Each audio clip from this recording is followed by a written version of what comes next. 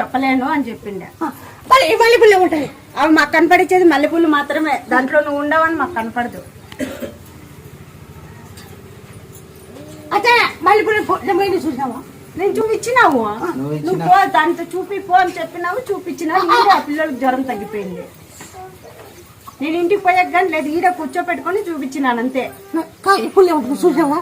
ఎన్నో ఆట కొట్టి ఎన్నో కొవ్వు ఉంది, అది చూసింటావు కదా. నీళ్ళు చూసుకుంటాం మార్కెట్లో కనపడుతుంది, మార్కెట్లో కనపడుతుంది. ఇందుకేళ్ళ పడతాయి అని చెప్పి డాక్టర్ దగ్గరికి పోయింటే ఆయన సర్జరీ చేయాలంటున్నాడు. సర్జరీ ఏం లేదు. ఓం నమ శివాయ అని సోమవారము మల్లెపూలు కూర్చున్నాం.